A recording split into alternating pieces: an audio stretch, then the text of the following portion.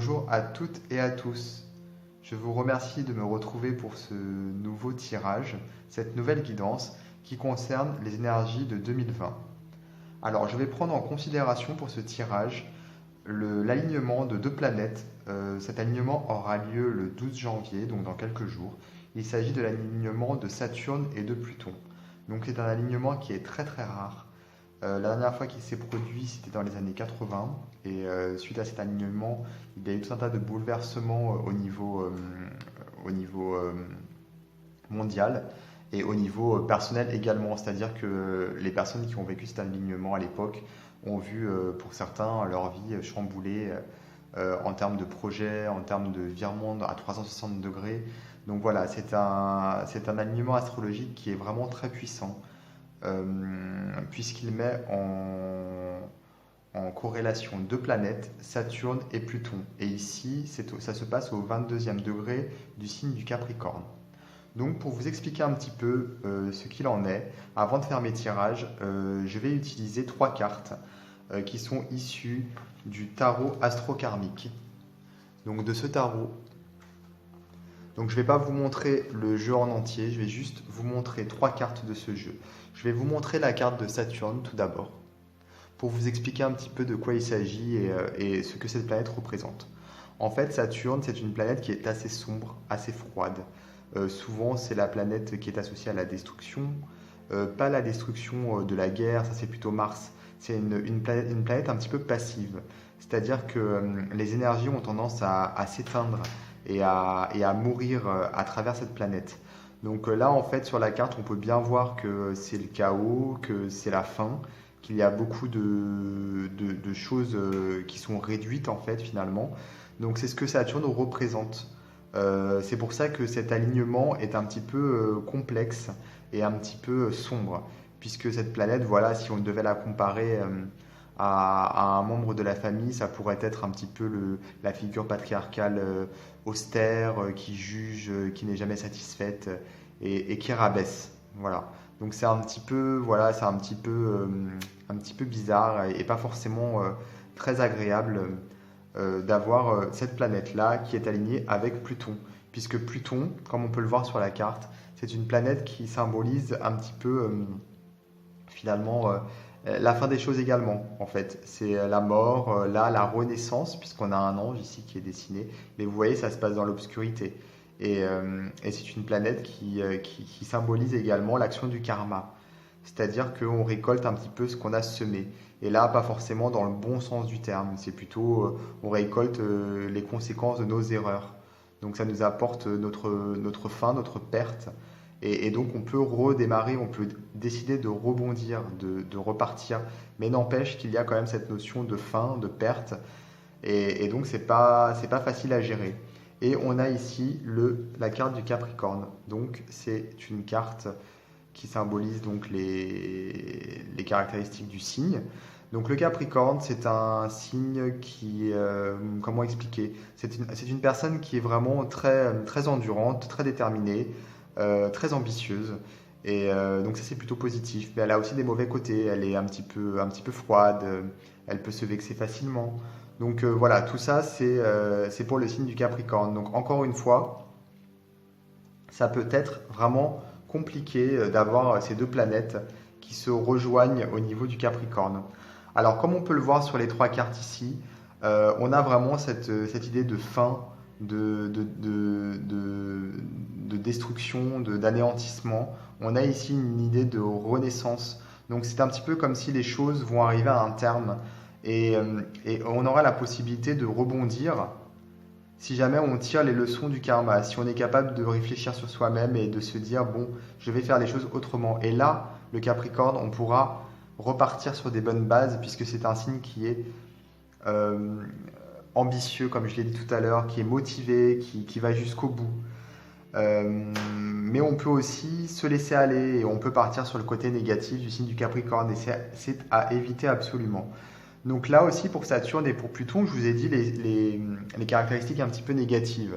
Mais il faut savoir qu'il y a des caractéristiques positives. Saturne, c'est aussi une planète sur laquelle on peut compter, puisqu'un petit peu comme Capricorne, c'est pas une planète qui va lâcher du jour au lendemain. voilà, si elle a envie de détruire et si elle a envie de, comment dire, de mettre quelque chose, d'amener quelque chose à son terme, elle le fera jusqu'au bout. Mais on peut se servir aussi de cette qualité-là, c'est-à-dire du fait d'être téméraire pour pouvoir justement s'accrocher et ne pas se laisser aller, ne pas se laisser détruire et anéantir, justement, d'être en quelque sorte endurant dans l'anéantissement. C'est un petit peu bizarre ce que je dis, mais voilà, j'espère que l'idée est comprise. C'est-à-dire de ne pas se laisser abattre complètement. Et Pluton, c'est aussi, comme je disais, la planète de la mort et de la renaissance, donc de la transformation. Donc cette planète-là, elle est aussi quelque part positive si on cherche les côtés positifs, puisque de toute façon tout est ambivalent. Il n'y a jamais un élément qui est uniquement négatif, on a toujours les deux côtés. Donc Pluton, on peut s'en servir, comme j'expliquais, pour partir sur une transformation, une amélioration. On peut tirer les leçons du passé et rebondir sur de meilleures bases.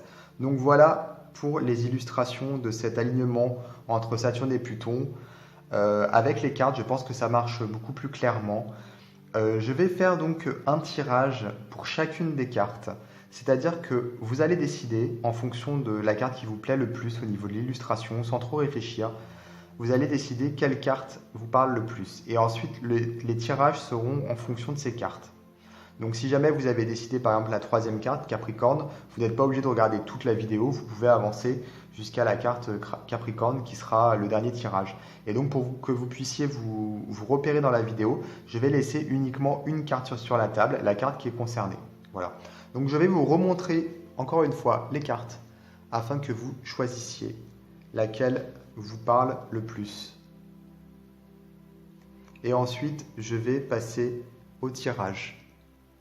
Alors il faut savoir que mon tirage, ça va être un tirage assez simple qui n'est pas du tout représentatif d'une consultation en privé. Là, je vais principalement parler des énergies concernant le développement personnel et également les projets.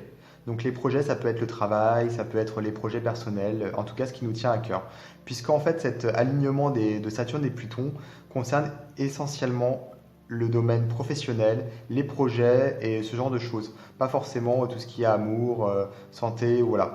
Donc du coup, je ne vais pas du tout traiter de ces sujets-là. Je ne vais pas traiter non plus du côté financier. Ça, je le ferai éventuellement dans d'autres guidances pour 2020. Là, on se focalise sur le développement personnel et sur les projets qui nous tiennent à cœur, que ce soit au niveau professionnel ou au niveau personnel. Donc je vais commencer avec Saturne. Donc je place la carte de Saturne sur la table et je vais utiliser pour ce tirage l'oracle de Birya et également le jeu du spiritisme. Donc pour commencer, je vais utiliser l'oracle de Birya.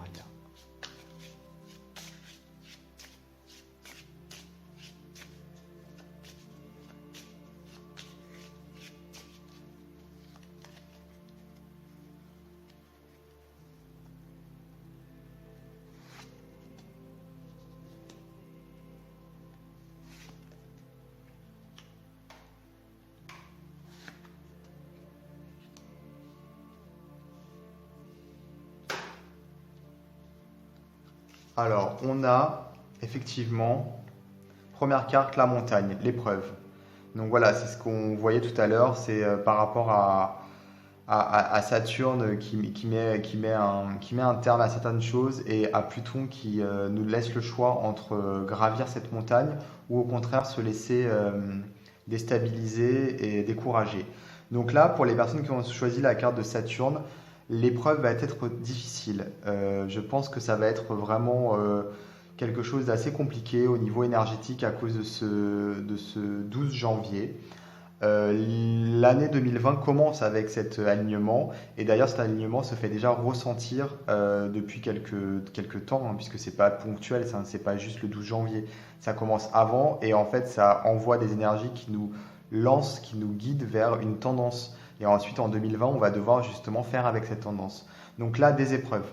Des épreuves pour commencer l'année, au niveau personnel, au niveau professionnel, enfin au niveau voilà, de ce que je disais tout à l'heure. On a aussi ici la forêt. Donc la forêt, c'est justement une carte qui a beaucoup de vie en fait, qui a beaucoup c'est la vitalité. Donc ça c'est positif. Là on voit bien que si on arrive à escalader la montagne, on pourra réussir à s'en sortir. Il faut être courageux, mais il faut faire attention de ne pas se perdre non plus, parce que la forêt c'est pas forcément un milieu très simple et c'est même plutôt hostile. Donc ce n'est pas parce que les premières épreuves seront dépassées qu'il ne faudra pas continuer à se battre finalement pour obtenir ce que l'on veut, sachant que la forêt c'est tout de même une indication, c'est une carte qui est quand même dans la vitalité. Donc c'est pas comme la montagne où là c'est vraiment l'effort. Là on arrive à quelque chose où il faut continuer à entretenir l'effort pour pouvoir aller jusqu'au bout, mais ce sera quand même beaucoup plus simple une fois que la montagne sera dépassée. Donc pour moi, il va y avoir une grosse épreuve pour les personnes qui ont choisi cette carte, qui va venir un petit peu déstabiliser et bloquer les projets en cours. Si c'est au niveau personnel, ça va être justement peut-être des problèmes avec l'entourage ou même des remises en question très importantes qui vont venir vous déstabiliser. Et une fois que vous aurez dépassé cette grosse épreuve qui va arriver, les choses iront mieux. Mais il faudra continuer, il faudra toujours être endurant et il ne faudra pas se laisser aller et se laisser abattre. Ensuite, on passe sur la carte des amoureux. Donc la carte des amoureux qui peut éventuellement aussi dire parler d'amour, hein, mais elle parle aussi de choix. C'est une carte qui laisse, qui annonce en fait qu'il va y avoir des choix qui vont devoir être faits. Et en fonction de ces choix-là, on aura des conséquences positives puisqu'on pourra se sentir bien. Regardez cette carte comme elle est. On a vraiment l'impression d'être en cocooning, d'être aimé, de se sentir entouré. Donc je pense que les choix qu'on fera, que vous ferez pour cette année, seront déterminants à votre bien-être personnel. Donc il ne faudra pas se tromper au niveau de ces choix. Voilà. Donc voilà pour ce premier tirage que je vais recouvrir tout de suite avec un deuxième jeu.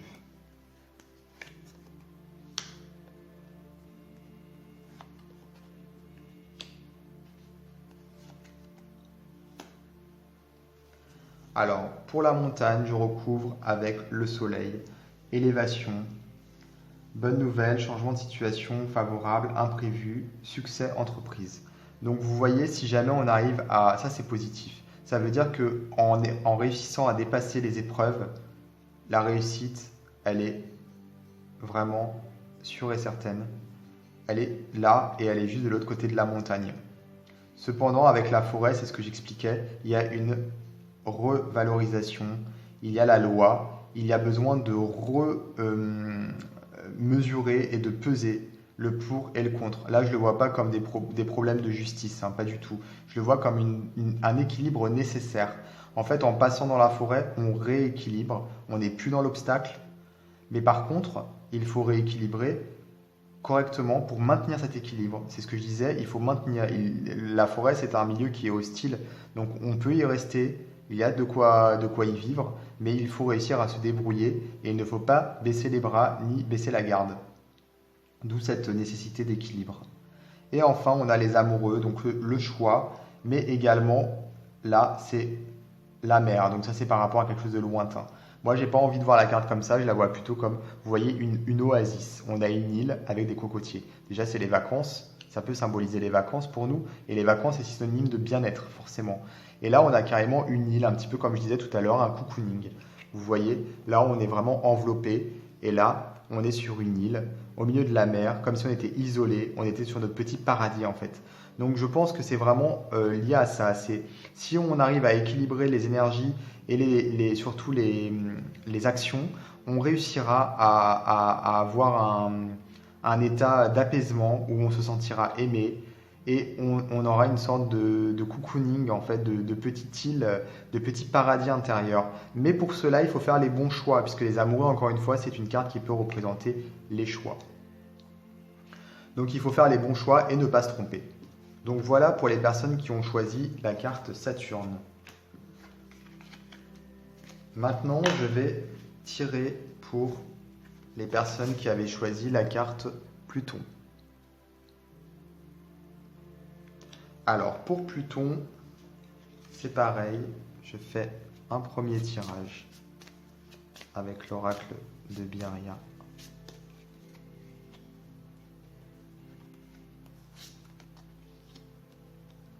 La danseuse, le voyage et la justice. Alors, pour ces personnes, l'épreuve va être un petit peu moins brusque, un petit peu moins intense. Là, on a la danseuse qui danse sur la pointe des pieds. On sent que l'équilibre est précaire, qu'elle risque de tomber à tout moment, mais pour le moment, elle tient. Donc ces personnes-là, en fait, vont avoir moins de difficultés que les personnes qui ont choisi Saturne, parce qu'elles avaient eu la montagne. Là, on sent l'équilibre un petit peu précaire, mais pour le moment, on tient encore, on danse sur le bout des pieds. On peut tomber, mais on ne tombe pas. Donc du coup, on sent qu'on est un petit peu sur le fil du rasoir. Donc la situation va être compliquée, mais un peu moins que les personnes qui avaient choisi Saturne. Et on a ensuite le voyage, qui est aussi une carte de choix. Donc on voit bien ici qu'on a deux chemins, et il faut décider vers où aller. Et en même temps, en décidant d'aller où on ira, on partira en voyage. Donc le voyage, c'est le symbole du cheminement, de la voie en fait, de la voie spirituelle et personnelle. Donc là, en fait, on a vraiment cet équilibre un petit peu précaire. Il va falloir qu'on prenne la bonne décision. Si on se trompe, ça risque de mal aller. Par contre, si on fait le bon choix et qu'on part et qu'on décide de prendre la bonne route, là, ça se passera beaucoup mieux. Concernant l'alignement des planètes dont je parlais, on aura donc une épreuve. Mais ces personnes, cette épreuve, elle sera moins difficile à gérer. Et surtout, cette épreuve amènera un choix au niveau de la route qu'on décidera de prendre, que vous déciderez de prendre. Donc cette route, il ne faut pas se tromper. À un moment, quand vous serez confronté à ce choix, et je pense que ce ne sera pas tout de suite, ce sera plutôt, on va dire, la première partie de l'année, mais vers la fin, plutôt vers avril, quelque chose comme ça. Mars, avril, je pense que ce sera là que le choix se présentera à vous. Et là, ce choix, en fait, il ne faudra pas le faire le mauvais, sinon ça risque de mal se passer. Si vous faites le bon, ça ira. Et on a ensuite la justice, l'équilibre. Donc cette carte, elle annonce aussi qu'il faudra toujours faire attention à l'équilibre et il faudra aller vers le choix qui, selon vous, est le plus équilibré, celui qui vous permettra de maintenir votre cap sans basculer. Donc ça, ce sera vraiment votre argument et votre choix. La caractéristique de votre choix, c'est de détecter où est l'équilibre, ce qui est le plus équilibré. Et il faudra décider de choisir cette voie. Et là, l'équilibre sera maintenu et donc les choses devraient bien se passer pour vous. Donc je pense que ce sera quand même plus facile pour les personnes qui ont choisi la carte Pluton. Je vais recouvrir avec le deuxième jeu.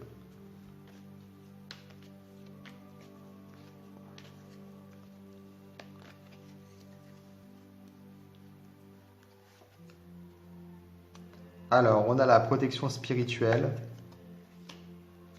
le caducée de la paix et le vaisseau.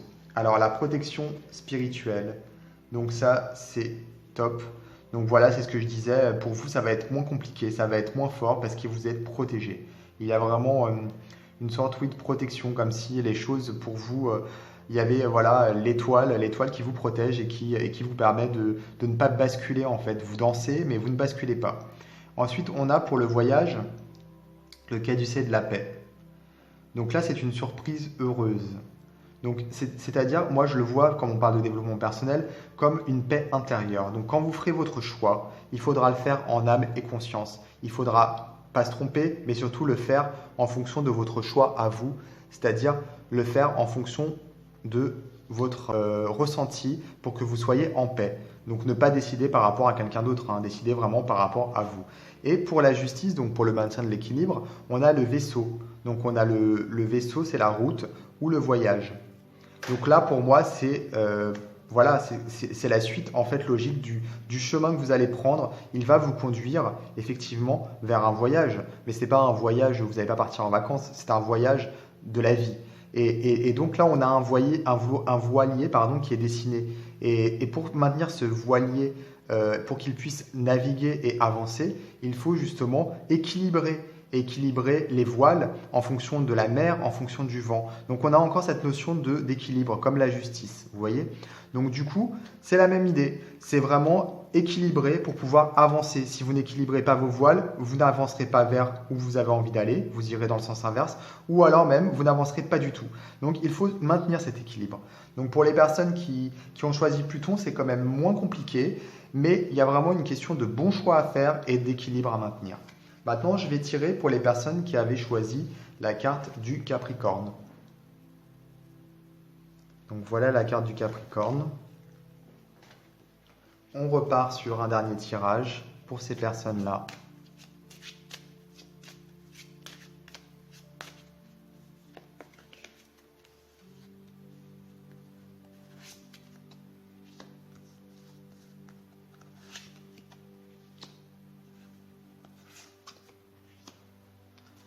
Alors, les personnes qui ont choisi le Capricorne ne vont pas avoir des obstacles et ne vont pas non plus danser sur un fil. Ils vont avoir des blocages, des gros blocages. Donc, ces personnes-là, à cause de l'alignement de ces deux planètes, vont ressentir un blocage important. Les événements ne vont pas se passer comme ils veulent. C'est-à-dire qu'au niveau de leur projet, au niveau de leur propre développement personnel également, des blocages. Il y a des choses qui ne passent pas. Donc, ça va être difficile pour eux parce que quand c'est bloqué, c'est compliqué. Et on retrouve une corde. Donc là, j'ai l'impression en fait qu'on a la danseuse qui vient ensuite marcher sur cette corde, comme vous savez au cirque, on a les funambules qui marchent sur les cordes. C'est un petit peu pareil. Donc une fois que le blocage sera débloqué, puisque heureusement ça va arriver, il faudra réussir à danser sur cette corde, à avancer sur cette corde, puisque on ne se débloque pas du jour au lendemain non plus. On arrive un petit peu à débloquer les choses, mais on devra quand même faire avec notre blocage parce qu'on ne peut pas le débloquer d'un coup. Ça va prendre du temps, des mois même. Donc là, en fait, il va falloir, malgré ce blocage, réussir à composer avec le blocage. Il va falloir se servir de cette corde qui bloque pour avancer. Il ne faut pas juste défaire le nœud, non. Il faut marcher sur la corde pour pouvoir continuer à avancer. Donc accepter notre blocage, c'est le plus important. Le comprendre également, puisque ça peut aider à l'accepter. Le comprendre, ça peut aider le comprendre, ça peut aider à débloquer, pardon. Donc il faut accepter et comprendre le blocage. Et tout ça aidera à permettre de débloquer progressivement et d'avancer. Et on a une très belle carte à la fin, le soleil. Donc ça veut dire que pour ceux qui arriveront à faire avec le blocage, qui arriveront à l'accepter, à utiliser la corde pour avancer plutôt que d'arrêter tout simplement tout ce qu'ils font, non. Là, ces personnes-là qui arriveront à faire ce qu'il faut à ce niveau-là ont le soleil à la fin. Donc une issue positive. Donc finalement, il y a un gros blocage, mais à la fin c'est positif. Et je pense que c'est même le plus positif des trois au niveau de l'issue. Je vais recouvrir maintenant.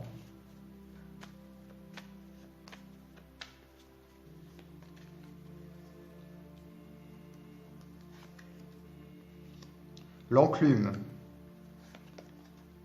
Les enfants et le consultant. Bon, ça confirme parfaitement. L'enclume, voilà, il n'y a pas besoin d'expliquer très longtemps. C'est vraiment quelque chose d'assez lourd, d'assez austère et il faut réussir à faire avec, dans le sens où il faut réussir à travailler avec l'enclume, il faut réussir à faire ce qu'il faut pour que, c'est dur une enclume, on travaille le métal, c'est quelque chose de compliqué, de difficile. Et si on ne sait pas comment faire, on n'y arrive pas. Donc là, il y a vraiment une sorte d'endurance, une sorte de... comme si en fait, on était testé en fait. L'enclume, c'est quelque chose de froid, de dur, de lourd, qui peut bloquer, c'est pas quelque chose de léger, quoi. Et là, on a pour la danseuse, on a les enfants. Donc les enfants, c'est aussi des projets, puisque un enfant, c'est quelque chose qui commence, qui démarre, voilà. Donc là, on peut avoir la prospérité et l'abondance. Là, on n'en est qu'au début.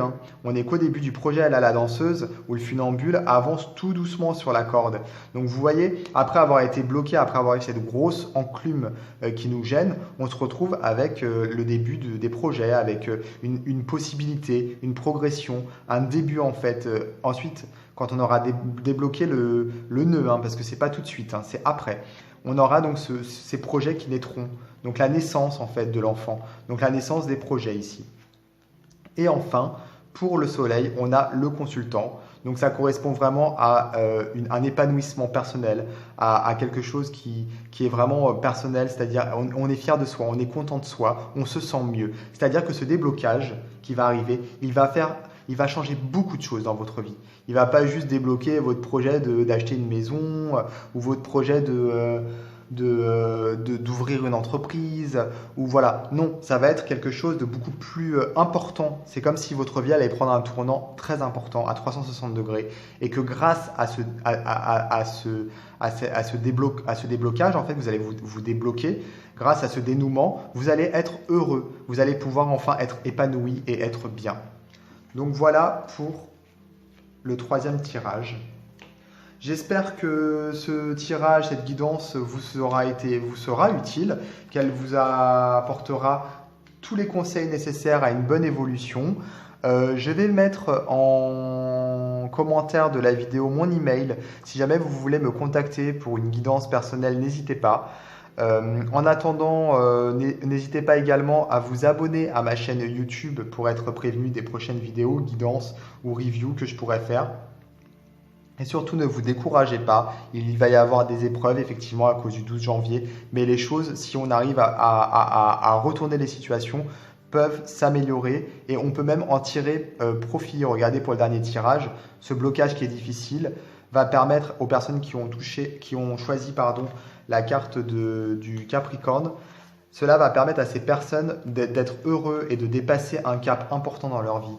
Donc comme quoi tout n'est pas obscur, il y a toujours de la lumière et il faut réussir à la voir. Je vous dis à très très bientôt pour d'autres vidéos et je vous embrasse tous. À bientôt.